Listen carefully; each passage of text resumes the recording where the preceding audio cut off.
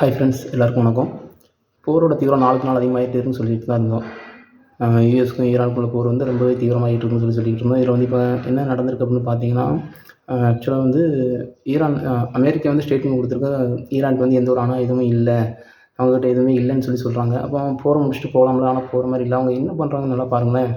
ஈரானோட capital அதாவது தெஹ்ரானை வந்து attack பண்ணியிருக்காங்க. அங்கே அட்டாக் பண்ணும்போது அங்கே வந்து ரஷ்யாவுக்கு சொந்தமான சர்ச்சில் இந்த அட்டாக்லாம் அதுவும் பாதிக்கப்பட்டிருக்கு. இதனால் வந்து ரஷ்யா வந்து போரில் என்ட்ரு ஆகுமான்னு கேட்டிங்கன்னா ஒரு கேள்விக்குறியே இருக்குது. ஆல்ரெடி சொல்லியிருந்தேன், கியூபாவுக்கு ரஷ்யாவிலேருந்து ஆயில் கப்பல் போகும்போது அதை அவங்க எதுவுமே பண்ணலை.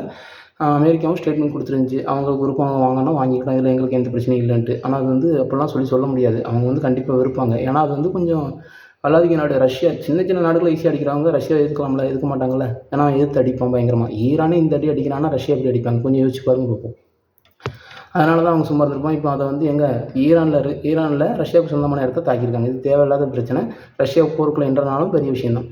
ரஷ்யாவை பற்றி சொல்லணும்னா அவங்களுக்கு வந்து பெரிய டிஃபென்ஸே அவங்களோட கிளைமேட் தான். ஏன்னா வந்து இப்போ ரஷ்யா வெளியே வந்தாலும் அவங்க அட்டாக் பண்ணுறது ஈஸியாக, அவங்க கண்ட்ரியில் போய் அட்டாக் பண்ணுறதுங்கிறது சாதாரண விஷயம் இல்லை. சாதாரண ஒரு ஈரானையே அவங்க கண்ட்ரியில் போய் உங்களால் அட்டாக் பண்ண முடியல. அப்போ ரஷ்யாவை பார்த்துக்கோங்க. அவங்களோட அந்த எக்ஸ்ட்ரீம் கோல்டு கிளைமேட் வந்து அவங்களுக்கு வந்து ரொம்பவே சாதகமாக இருக்கும். அதனால தான் ரஷ்யாட்ட எவ்வளோ பெரிய இதுக்கு முன்னாடிலாம் நீங்கள் ஹிஸ்ட்ரிலாம் எடுத்து பாருங்கள், நிறைய பேர் அவங்கள வந்து அட்டாக் பண்ண போய் தோல்வி அடைஞ்சு வந்திருப்பாங்க. அதுக்கு மிகப்பெரிய காரணமே ரஷ்யாவோட கிளைமேட் கண்டிஷன் தான். இப்போ ரஷ்யாவை ட்ரிகர் பண்ணியிருக்கீங்க, ரஷ்யா போருக்குள்ள வந்தால் என்னங்கிறது உங்களுக்கு தெரிஞ்சிருக்கும். அது மட்டும் இல்லாமல் ஈரான் வந்து ஒரு போர் அறநெறின்னு சொல்லுவாங்கள்ல, அதை ஃபாலோ பண்ணுறாங்கங்கிறது நல்லாவே தெரியுது. ரீசெண்டாக சொல்லியிருந்தாங்க, ஏப்ரல் 1 நைட் 8 மணிக்கு நாங்கள் வந்து அமெரிக்காவோட சாஃப்ட்வேர் கம்பெனிஸ்லாம் அட்டாக் பண்ணுவோம் அப்படின்னு சொல்லியிருந்தாங்க. அமேசான் க்ளவுட்ஸ் டேட்டா சென்டர் வந்து அட்டாக் பண்ணியிருக்காங்க. டேட்டு டைம்லாம் சொல்லி தான் அட்டாக் பண்ணியிருக்காங்க. அதே இஸ்ரேலோ இல்லை அமெரிக்காவோ அப்படி பண்ணுறாங்களா? இல்லையே. ஈரானில் இருந்த பள்ளி குழந்தைகள் இருந்த இடத்த வந்து அட்டாக் பண்ணாங்க. இது வான்மெண்ட்டு அட்டாக் பண்ணாங்க, நாங்கள் அட்டாக் பண்ண போகிறோம் போங்கன்ட்டு சிவிலைசேஷன் இடத்த வந்து அட்டாக் பண்ண மாட்டாங்க. எந்த ஒரு போர்லையுமே அது சரி, அது ஒரு நெறிமுறை மாதிரி ஃபாலோ பண்ணுவாங்க. எல்லோரும் ஃபாலோ பண்ணுவாங்கலாம் சொல்ல முடியாது.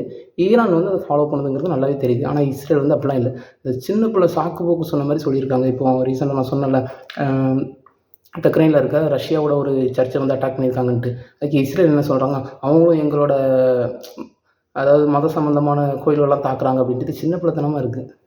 சரிங்களா? நீ வந்து போரை வந்து பெருசாக்கணும்னு தான் நினச்சிக்கிட்டே இருக்கிற, நல்லாவே தெரியுது. இன்னொரு முக்கியமான விஷயம், அதாவது அமெரிக்கா வந்து அடுத்து என்ன டார்கெட் பண்ணியிருக்காங்க அப்படின்னு பார்த்தீங்கன்னா, ஈரான் அதாவது மத்திய வளைகுடா நாடுகளில் வந்து மிக முக்கியமான விஷயமே குடிநீருக்கு வந்து என்ன பண்ணுவாங்கன்னா, கடல் நீரை குடிநீராக திட்டம், அது மூலமாக தான் அவங்க வந்து குடிநீருக்கு வந்து அதை தான் முழுசாக நம்பியிருக்காங்க. அதை அட்டாக் பண்ணலாங்கிற மாதிரி அவங்க பேசிக்கிட்டு இருக்காங்க. இது அவங்களுக்கு ஃபஸ்ட்டு வந்து பொருளாதாரத்தில் கை வைக்கணும்னு சொன்னாங்க. 2வது மக்களோட வாழ்வாதாரம். இப்போ அந்த இடத்த அட்டாக் பண்ணுறேன்னு சொல்கிறாங்க. சும்மா வந்து ஒரு ஸ்டேட்மெண்ட் மாதிரி கொடுத்துக்கிட்டே இருக்கிறாங்க. நாங்கள் வந்து போரை நிறுத்த போகிறோம் அப்படின்னு சொல்லிட்டு பின்வாங்கிறதுக்கு மனசு இல்லை ட்ரம்ப்புக்கும். அதை எப்படி சொல்லலாம்னு பார்த்தீங்கன்னா, அமெரிக்காவில் கிட்டத்தட்ட 80 லட்சத்துக்கும் மேற்பட்ட மக்கள் தெருவில் இறங்கி போராட்டம் பண்ணுறாங்க, நோ கிங் அப்படின்னு சொல்லி. அதுக்கே அவர் ரிப்ளை கொடுத்துருக்காரு. என்ன தெரியுமா? I am not a king, I am your daddy. நான் உங்களுக்கும் அப்பன்டா அப்படின்னு சொல்லியிருக்காரு. யாருமே தோல்வியை வந்து அவ்வளோ ஈஸியாக ஒத்துக்கிட மாட்டாங்க. அது ட்ரம்ப் அதில் தெளிவாக இருக்கார், நல்லாவே தெரியுது. நான் திருப்பி நான் வந்து விட்டு கொடுக்குற மாதிரி இல்லை அப்படின்னு சொல்லிட்டு. ஈரான் அதுலேயே ஒரு அறநெறியோட தான் நடந்துகிட்டு இருக்குன்னு நல்லாவே தெரியுது. ஆனால் அவங்க வந்து விட்டு கொடுக்குற மாதிரிலாம் தெரியல. திரும்ப அட்டாக் பண்ணி பொதுமக்களுக்கு தான் பிரச்சனை ஆகிட்டே இருக்குது. இன்னொரு முக்கியமான விஷயம், விலைவாசி உயரும்னு சொல்லிகிட்டே இருக்கோம். யாரும் நம்பவும் இல்லைன்னா அது வந்து பின்னாடி இன்னும் கொஞ்சம் நாள் போக தெரிய ஆரம்பிக்குன்னு நினைக்கிறேன். இந்தியாவில் வந்து ஷெல் அவங்களோட கம்பெனி வந்து டீசல் ரேட்டை ₹25 கூட்டியிருக்காங்க.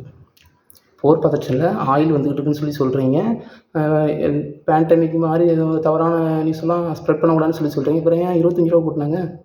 நயரா பல்க்னு ஒரு பல்க் இருக்கும், அங்கே வந்து டீசலுக்கு ₹5 கூட்டியிருக்காங்க, ஆல்ரெடி கூட்டிட்டாங்க. வணிக சிலிண்டரோட விலை வந்து ₹200 மேலே அதிகரிச்சிட்டு. இதெல்லாம் இப்போ எப்படி நடந்துச்சு? சரிங்களா? அதனால் வந்து விலைவாசி உயர்வு கண்டிப்பாகவே இருக்கும். இது மட்டும் இல்லை, இதை சார்ந்து மற்ற பொருட்களும் பெரிய ஒரு டிமாண்டை ஏற்படுத்திகிட்டு இருக்குது. உதாரணத்துக்கு வந்து பார்த்திங்கன்னா, அலுமினியத்தோட ரேட் வந்து ரொம்ப ஹெவியாக ஏறிக்கிட்டே இருக்குது. ஆயில் ப்ரைஸ் ஏறதுனால டீசல், பெட்ரோல் மட்டும் கூட போகிறது இல்லை. அதாவது நீங்கள் வந்து பைக்ஸு, காரு அதனால் ஆட்டோமொபைல்ஸ் இருக்குல்ல, அதனோட ஸ்பேர் பார்ட்ஸ் ரேட்டும் அதிகமாக கூடும்.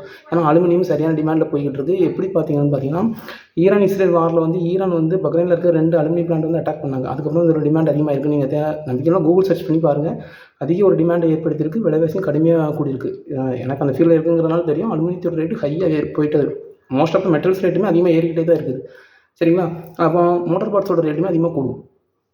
ஆயில் ப்ரைஸுங்களா நீங்கள் மோட்டாருக்கு ஆயில் மாற்றுறீங்கன்னு வச்சுக்கோங்களேன், அதோட ரேட்டுமே கூடும். ஏதோ உலகளாவிய பொருளாதாரம் வந்து கேள்விக்குறியில் தான் இருக்குது. சொல்கிறவங்க சொல்லிக்கிட்டு தான் இருப்பாங்க. அதாவது போரோட தீவிரம் கம்மியாகிற மாதிரிலாம் இல்லவே இல்லை. தமிழ்நாட்டில் இப்போ எலெக்ஷன் சிச்சுவேஷன் வேறு. இதை வச்சு இவங்க அரசியலும் பண்ணிக்கிட்டு இருக்காங்க. எலெக்ஷன் முடிஞ்ச பிறகு தான் தெரியும். பார்த்துக்கிட்டே இருங்க. Stay tuned. மோர் அப்டேட்ஸ் நம்ம ஃபாலோ பண்ணுங்கள். இன்னும் இன்ட்ரெஸ்ட்டான விஷயங்கள் நிறைய விஷயங்கள் இருக்குது. நம்ம சேனலை சப்ஸ்கிரைப் பண்ணி ஃபாலோ பண்ணி சப்போர்ட் பண்ணுங்கள். கண்டிப்பாக பேசலாம். தேங்க்யூ.